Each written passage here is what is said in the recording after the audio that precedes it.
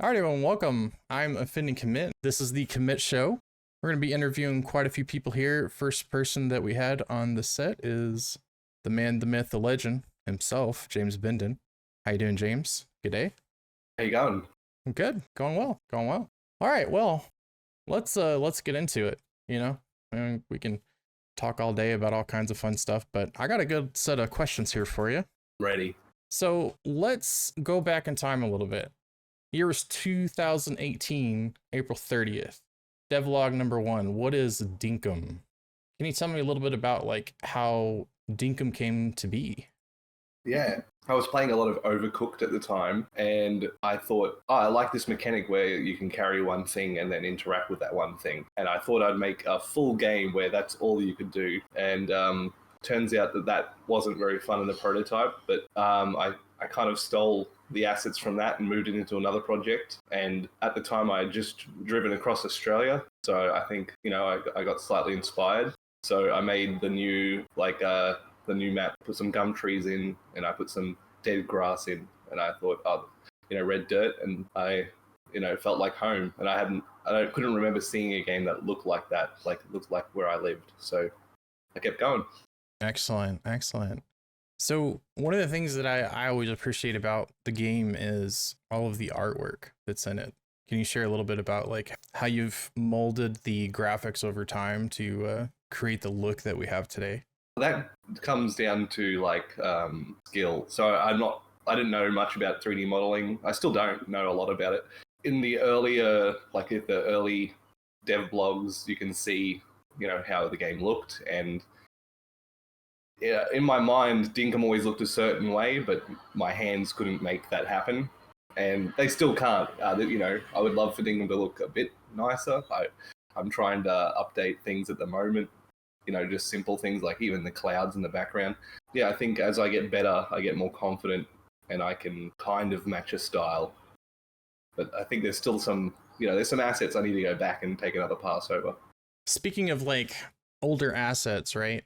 I've read through your dev vlogs and I've gone over them with a fine-tooth comb, just in preparation for the interview as well. One of the things that I noticed as the game was evolving is you had some assets that you had in the game before and decided to take them out. Are there any assets that you would hope to bring back in the game today? There is one that I'm bringing back that I'll confirm. And I think I confirmed it on on Soho's anniversary stream, but the giant gum trees will be available legitimately. There's a method to create those. So those kind of things. There are a lot of little assets. If you look through the order of the items, there's a lot of things that aren't available anymore or are half completed. And my intention is to go back and complete some of those, but some of those they'll never be in the same format as they the half finished versions are now. Well, tell me about the large gumwood trees. What's the significance to those to someone who isn't familiar with it? Well, here in Australia, basically it's just a gum tree that's a lot bigger and a lot thicker, and it drops more wood. They really make a difference on the horizon. So originally, just before the game came out, they were but they were spawning in rivers. They were really rare. Only 5 or 6 would spawn on the whole map, and I kind of thought that they would be landmarks. There's that giant gum tree. I have to go this way. But because they were spawning in rivers and because I was running out of time, I just completely deactivated them. And people have found them with dev commands, and they've really enjoyed it. But at the moment, they still don't work properly. There's a lot of problems with them. So in the coming update, they'll be available legitimately. If I'm looking forward to see if people can figure out how to get them and where they spawn. That's cool. That's really cool. Are they going to be to the same scale that I saw in the Birthday Island? Yes, yeah. They're still, very, very big. That's cool. That'll be fun to dodge on a helicopter. So let's talk a little bit about development, right? That's more my wheelhouse. What can you tell me about your development process for Dinkum, and what kind of challenges have you faced? One of the biggest challenges has always been trying to make sure everyone's save files are safe.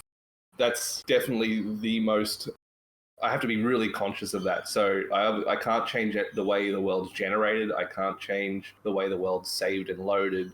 So it's given some limitations. So it's something I'm constantly working around at the moment. What's your strategy for debugging? Like what's the method that you use? You know, do you have any insight on that? Well, I mean, if I'm debugging code I've just written, there's a lot of just printing to see where code's being activated and why it's not being activated. And then if I have to, find something that's harder, I'll just use the Visual Studio debugger and attach it to Unity. So that slows everything down. So that's kind of a last resort. Otherwise, the bug report on the Dinkum Discord is pretty good at debugging. Like in a lot of cases, unless it's a really obscure bug, it's not obscure, but a really hard to track down bug, like the chunks not loading, in the ocean. Right. I know this happens, but I can't replicate it. But if they give me the steps to replicate it and I can replicate it, I can usually find a bug that way as well. I'm familiar with steps to replicate, but for those that don't know, it's exactly how it sounds, right? How did you create this bug, or what did you do to make this bug happen, right? Yeah. Do you employ any sort of automated testing? Not particularly. A lot of the times it's just manual. Yeah. It's just me. Or the those test builds, I think they help a lot. But yeah, I have no automated way. Cool. That was totally a geeky question. I know people are going to be like, Commit, why are you asking James these questions? I'm a geek. I want to know these things. I mean, those are the things that I've been thinking about James for the last over 365 days. That's just me. I'm just like, I wonder if he does any testing. But yeah, I'm a nerd. Self-proclaimed. Speaking about community, right? How has the community influenced your development? The community is probably the biggest influence on my development. I mean, there's a lot of features people want that I probably can't do at the moment, like raising like the world height limit. Like it's a very common request. But I love going through the Discord and just reading all those suggestions, and it lets me see Dinkum from like the player's perspective, which is really enjoyable, because I know what when you make a suggestion, I know what part of the game has clicked with you, and I know what part of the game you want expanded. So, and I just really enjoy hearing people's ideas, because they're not necessarily the same as the ideas that I've had in mind. And it's a really rewarding experience to read through them and steal bits and pieces here and there for what I think will work. That kind of a happy medium. Like, this is what you want, but this is also what I want. Yeah. Speaking on that, right? You mentioned how before during Durstay's interview that your idea of Dinkum has changed into an adventure game, an adventure sort of life sim. Can you elaborate on that? I think I always thought Dinkum was an adventure life sim / survival game, but my view changed to when I saw how much people enjoyed decorating. Like the pieces I gave, I didn't realize people would use in all these configurations, and I didn't realize how creative people are. So that's what really took me by surprise, is seeing people's creativity and using the 600 items or whatever it is to place around your island and make a whole, make the place feel like yours. Yeah, that is very impressive. What's something that you've seen in the community that made you sit back in your seat as far as creative use of the items that we have in the game? Oh, that's like, that's a loaded question. It's too much. There's too much. But like things as simple as placing a gate up against a raised tile so that the fence connects to the raised tile. Like no one watching did anything even like that. So there are so many like little tiny tricks that people do, like burying the flower beds, like just simple stuff like that surprises me, let alone all the massive creative builds I've seen. Yes, absolutely. And it amazes us as content creators just touring people's islands and taking little bits and pieces and incorporating those into our own design and sharing that with others. Like we share that with you, that same kind of excitement and just the sparks and inspiration as well. It's been kind of cool from my side of things to see people take little ideas that I throw out on stream and turn that into something completely different in their own way, like the oof chapters. We'll get to that in a second. It's yeah, I mean that's the way you just put it is kind of the same way as like taking the suggestions from other people and making them not yours but incorporating into your ideas as well. Yeah, absolutely. Absolutely. One of the dev blogs, I had a little chuckle because you had alluded to a certain cowboy game. Is that the first one or the second one? I'm talking about Red Dead Redemption, of course. Probably the second one during development. Yeah, it came out and it's halted development for a little bit. Never did finish it though. Oh, yeah. Which leads me to my next question, right? Obviously, you play Dinkum because you develop it. What other games have inspired you to add things to Dinkum that, in the same way, like a music artist would be inspired by certain other performers? So there's obviously the obvious like inspirations like Animal Crossing and Harvest Moon and Terraria or Minecraft. But there's also, I was playing at the start of development, I was playing a lot of Monster Hunter World. So that inspired like the alphas. It's not as complex as Monster Hunter, but I liked, going out and defeating a big scary boss and then getting a reward. So many little things from all sorts of games that I enjoy. Like I think, oh, that would work in Dinkum. So like the way you pick up items, you used to bend down and like grab it like in Animal Crossing and it was really slow. But I played a lot of Breath of the Wild and Link can just, magnetize things so they just appear in his pockets. And I thought, oh well, that's a case, like Red Dead Redemption. Sometimes realism and accuracy can slow down the game, and it's the exciting part isn't actually picking up the drop, it's the drop that you got, not the action of picking it up. So skip that, it's not as important for the simulation. Yeah, definitely. It's very clear, for people who've played these games that you've taken inspiration from them, and I think it in a way it functions as sort of a language. It makes Dinkum feel familiar but also different at the same time. I was reading during one of your dev blogs how you made sort of a pivot when you were incorporating some of the things that you'd seen in other games, like farming and animals, and you had made a conscious decision to lean more into Australian culture. Can you expand on that? I mean, obviously, because you are Australian, that's one of the most quintessential things about Dinkum is that it's uniquely Australian. Yeah, I think that purely came, playing all these games that I love but never felt like home. So Animal Crossing, I would love to visit that island, but it doesn't feel. I just never seen a game that felt Australian. And then I realized, when you're young, you kind of rebel against the system. And I went to university and did illustration, and the lecturers would always talk about how beautiful Australia was, but the rebellious teenager in me, I guess, didn't agree. And it wasn't until I got a bit older where I, saw the beauty and I was proud of my country, it's, yeah. That's awesome. And I felt like sharing it.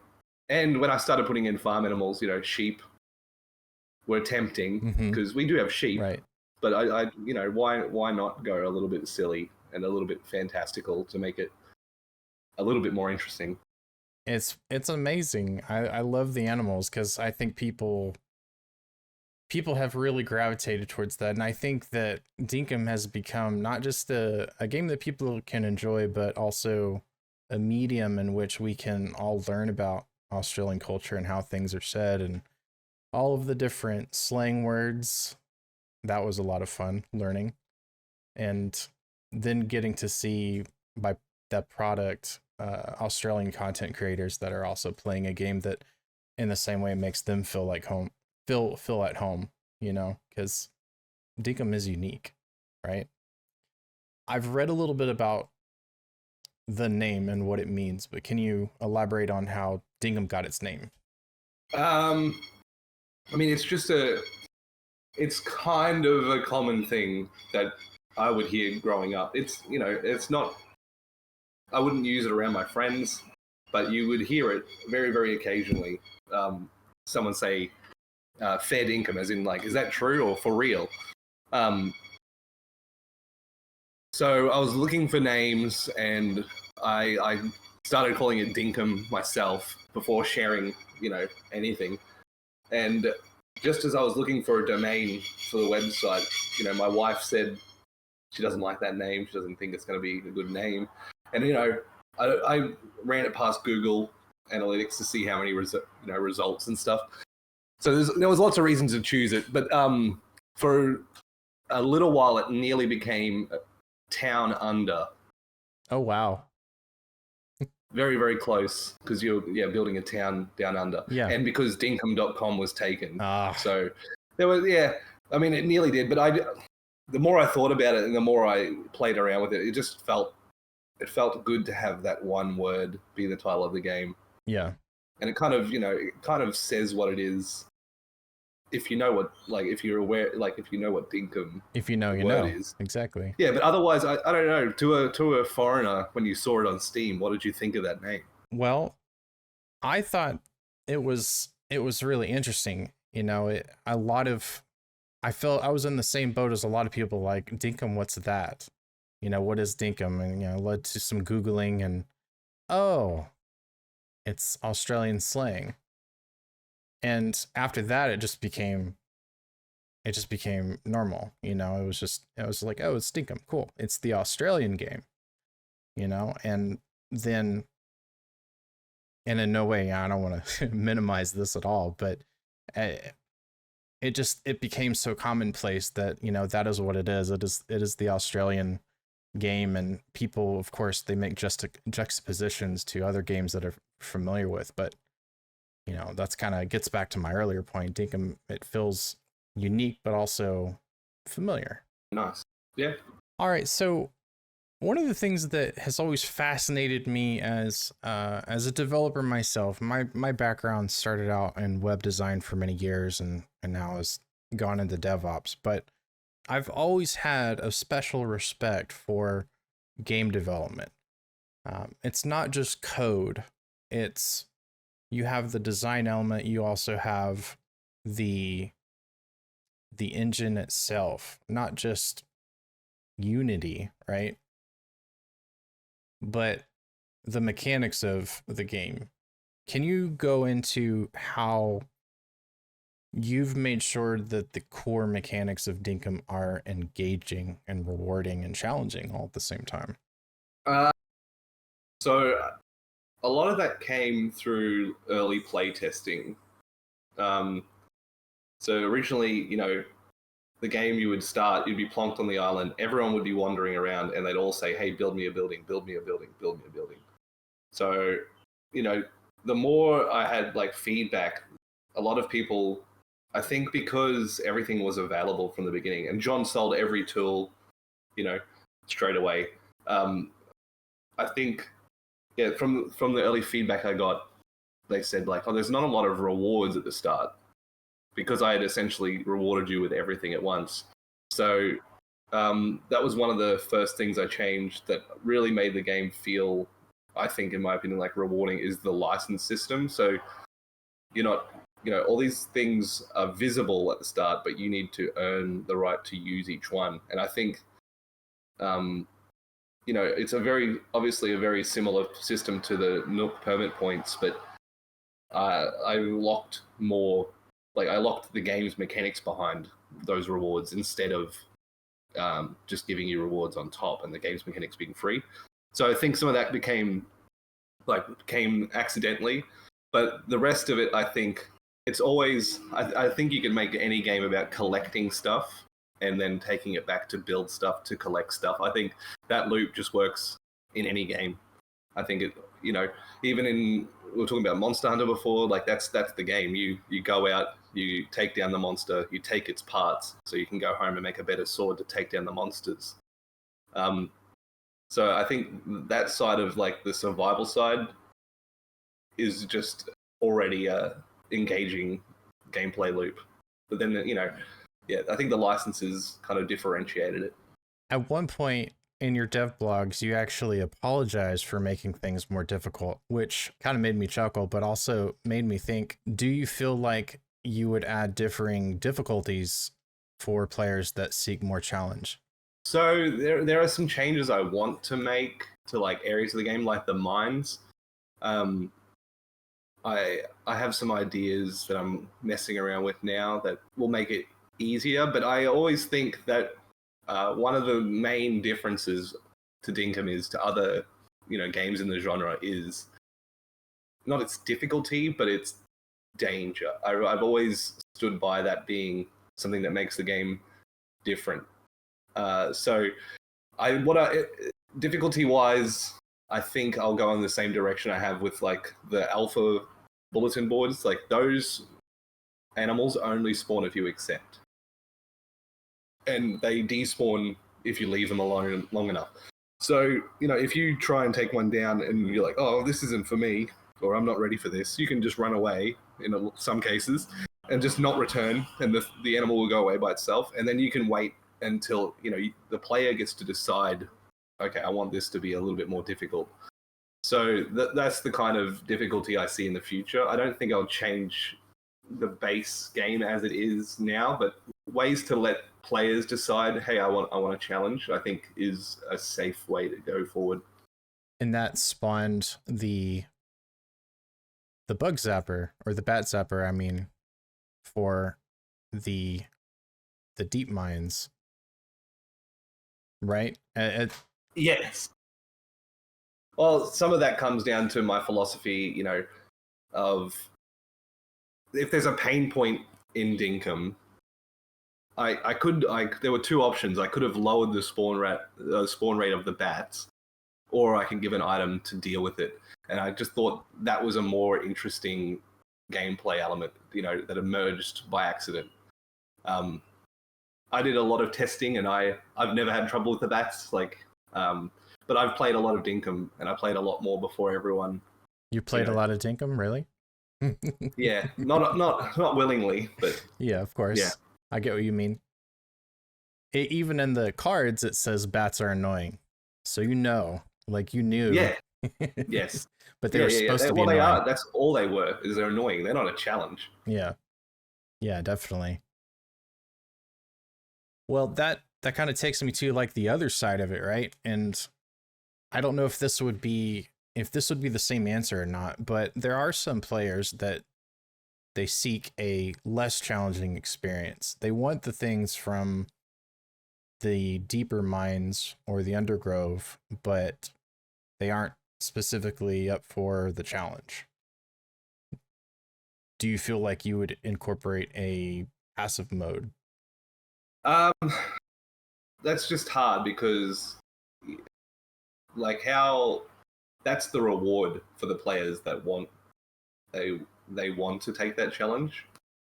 So if I give out those rewards or make it easier, it's the reward lowers in value, if that makes sense. So there's like a group of people that don't want to go to the mines or are scared to go to the mines, and I think that's not the mine's fault. I think that's my fault for not easing people into it. So because it's not a challenge if you prepare correctly. Understood. Yeah. If you eat some good food and get a damage buff and use a good weapon, it's you can take down most of those enemies in like 3 hits. That's a really good point, right? If you make the appropriate preparations, then it lowers it kind of takes the edge off, right? Yeah, but that's also my fault for not clearly guiding, or at least subtly guiding the player through that process. So there are things I want to do that will hopefully be in the next update. Like one simple one I think would be not having enemies spawn near the mine entrance.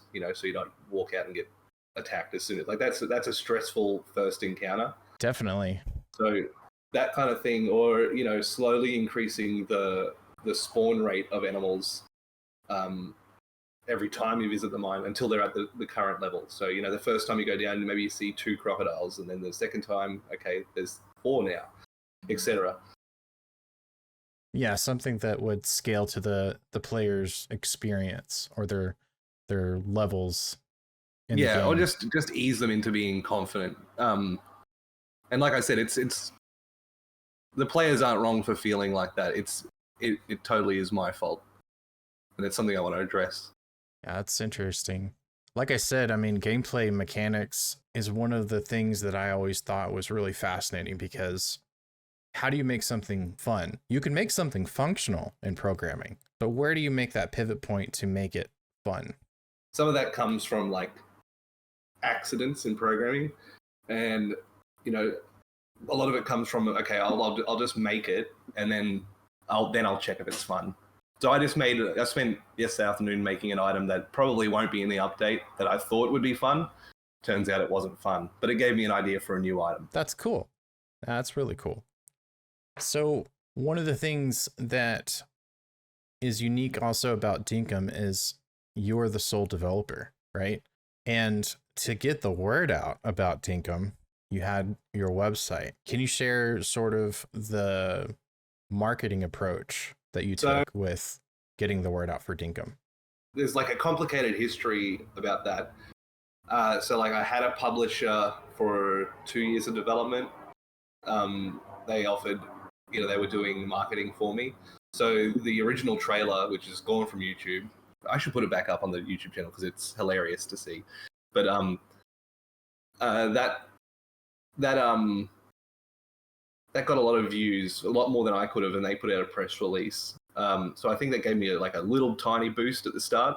After we parted ways, it was like a completely cordial, everything's fine. They just couldn't publish games anymore, and they said, you know, thanks for letting us work with you. The input they gave was really valuable. After I parted ways with them and closer to release, I had a marketing guy come on board with me and help me out. And he did a lot of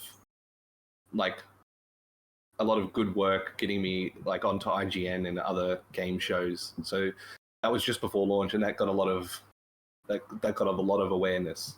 So basically the answer is I didn't do much of the marketing. Also, one of the things that really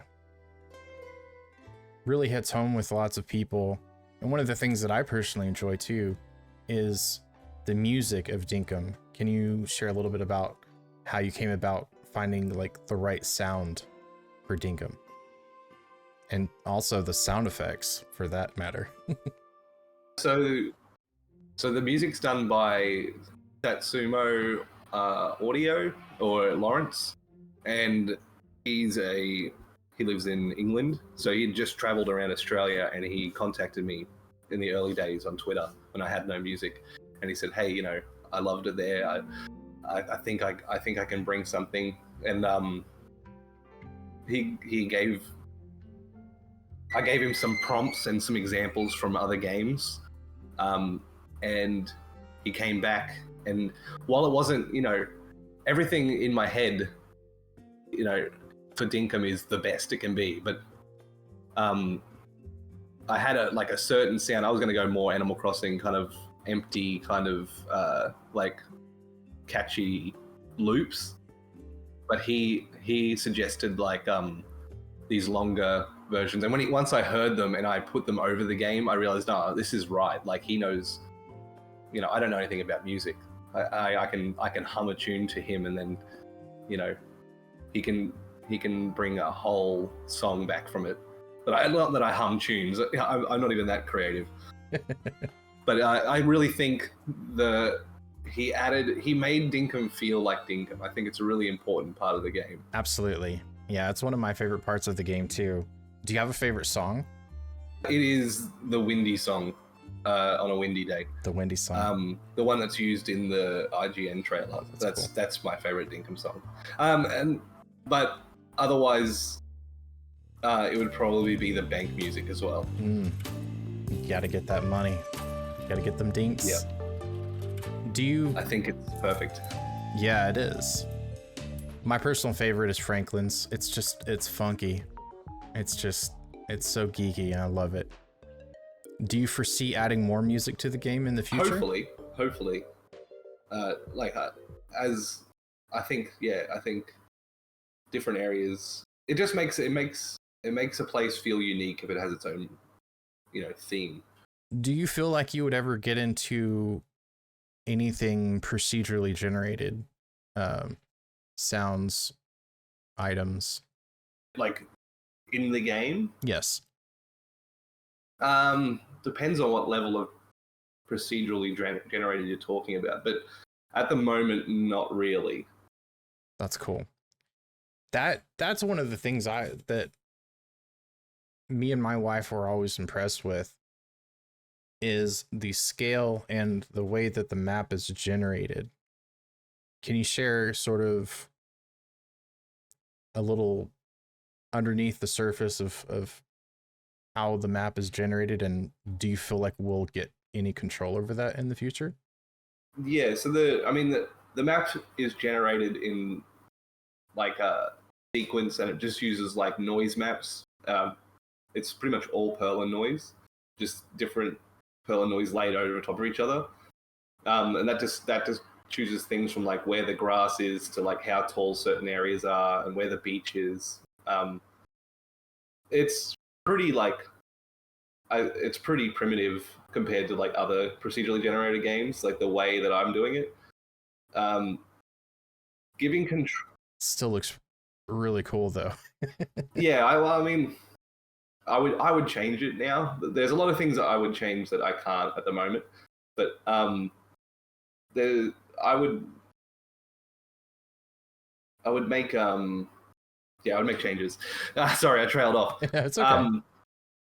So yeah, but in regards to like giving players control over it, that's a little bit harder because like one of the reasons you can load into someone's Dinkum world as quickly as you can is because it uses like a stock seed, and then every time you enter a chunk on someone else's island, it checks if you've visited that chunk, and then it quickly asks the host, "Hey, what does this chunk look like?" And then it sends it back. So I'm relying pretty heavily on assuming that the player's map is generated the same at the start of the game. I gotcha. If that makes sense. Yeah, no. So there would be a way to share that information like prior to requesting the chunks. So if I did like a super flat world or something, to take inspiration from Minecraft, but that would require like a total save rewrite as well. Do you feel like you'll be able to make those changes in the future for the 1.0 release? I think if there was any release to do it, that would be the one. Yeah. I think that would be the one. Sweet.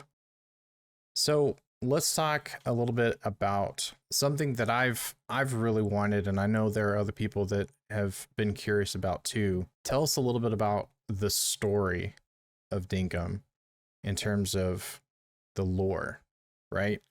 Everything went south. That's how everybody ended up in South City. And if I recall correctly, you said South City was in Antarctica. Is that correct?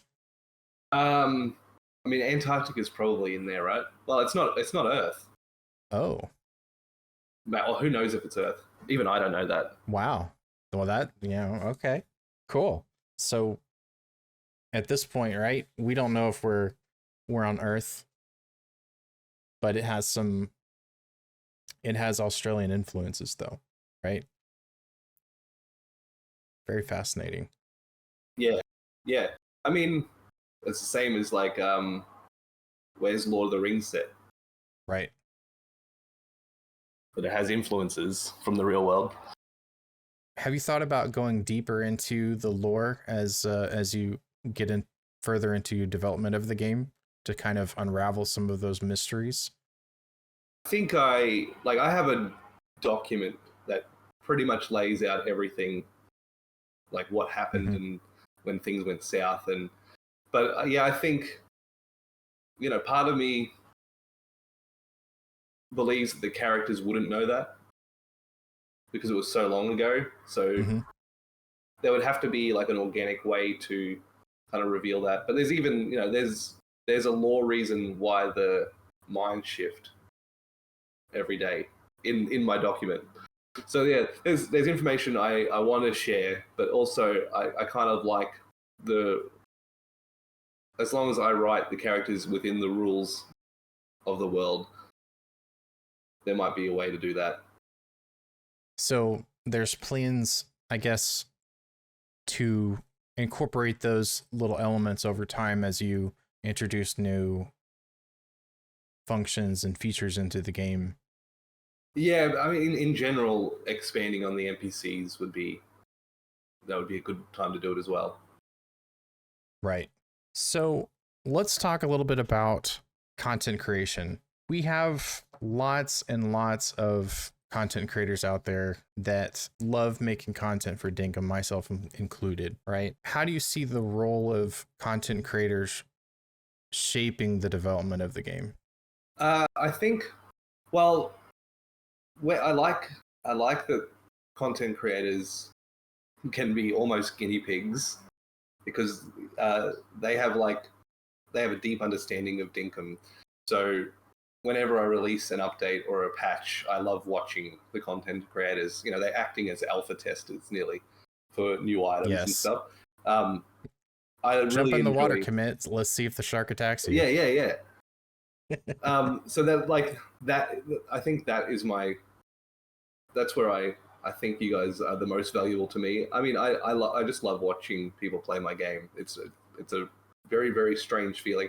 I don't think I could ever get sick of it, no matter who's playing the game or what stage of the game they're in. Like it is still my favorite way to like I have someone open while I work, and sometimes I've muted them and I've just got the gameplay because if I need to do like real programming, I like to put music on. But Mm-hmm. I really enjoy interacting and just Mm-hmm. watching the community play. Yeah, absolutely. And it's fun for us too to interact with the community because the community is so wholesome and it is a product of your making, really. You make a very wholesome game and the people around it are very sweet, and we've met so many people and likely made lifelong friends from your game, which is just it's incredible. And uh a game that many people, after playing Animal Crossing, it's made the world feel a little bit smaller, even in post-pandemic life. That's pretty awesome. I think Yeah. that's yeah. It's but I didn't make the community. Like the community is just great by itself.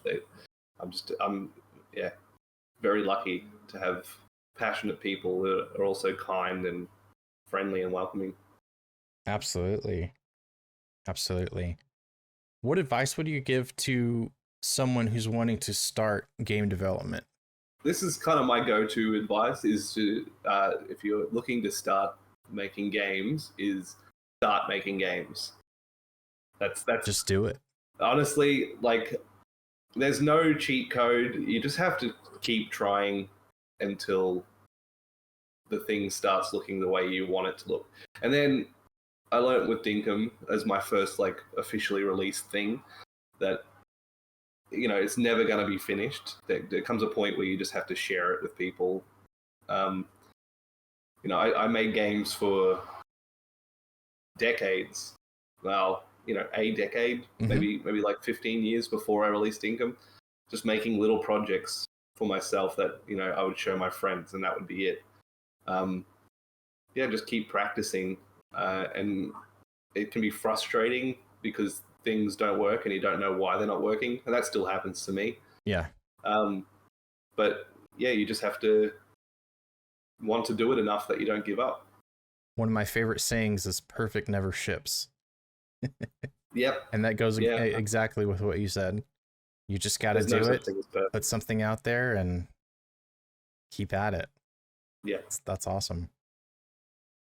All right, everyone. I'm offendingcommit, and I had the honor and privilege of speaking with Mr. James Benden on the Commit Show. Thank you, James, for stopping by, and we will talk soon. Take care, everyone. Bye-bye.